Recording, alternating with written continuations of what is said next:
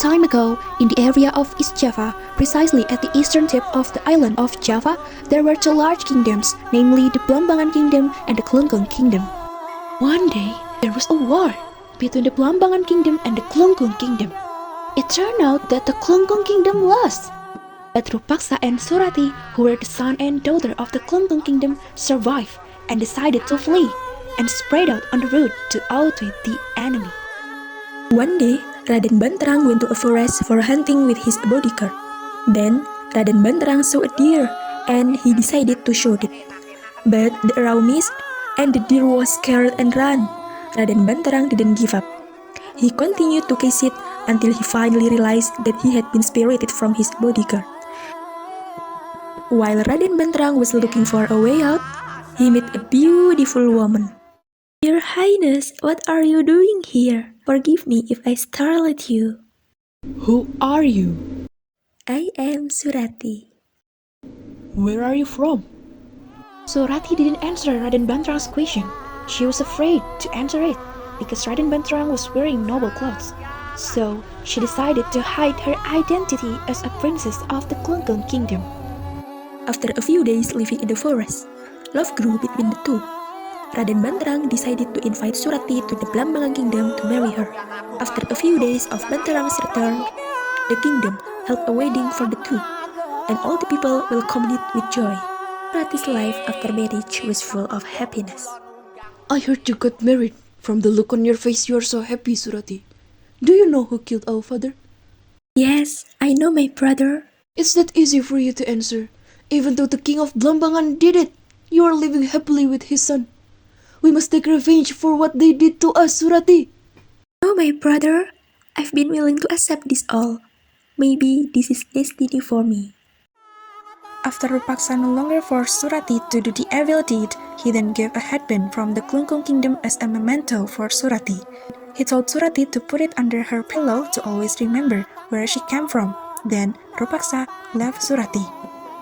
In the middle of his activity, Raden Banterang realized that someone was watching him behind the bushes. Then Raden Banterang cut him. Who are you? I am the people of Belambangan, Raden. I do apologize for my impudence. I just want to tell you that your wife is having an affair and has the intention of revenge along with her affair. I don't believe it. Surati is a good woman. I swear, Raden, as proof the man gave a headband to Surati as proof of his love, and I heard that the headband was kept under the pillow. Raden Banterang was angry and decided to go home to look for Surati. When Raden Banterang arrived at the kingdom, he immediately went to his room to look for the headband as proof of what the man had said. When Raden Banterang lifted the pillow, he actually saw the headband there. At that moment, Raden Banterang was angry because what the young man in the forest said was true. He was also disappointed that Surati had not been honest from the start, that she was the daughter of the king of Klungkung.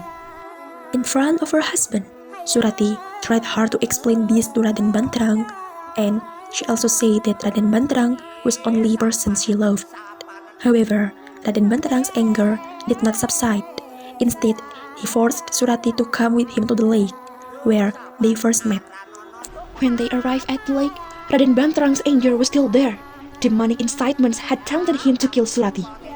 Likewise, Surati also saw that Raden Banterang was holding a kriss, which is ready to kill her. Seeing that her husband was ready to kill her, Surati said, "Just let me jump into the lake. Don't let your hand be guilty of killing me. But before that, let me say something. If after I jump into the lake and the water stinks, then I lied. But if the water turns clear and fragrant, then I didn't lie." After saying that, Surati immediately jumped into the lake, and after a while, it turned out that the lake was clear and smelled good. That's where the regret began to be felt by Raden Banterang for trusting other people rather than his own wife. After the incident, Raden Banterang sat for days by the lake, pondering and muttering, "Banyuwangi, Banyuwangi," and regret of what he had done haunted his mind for a long time.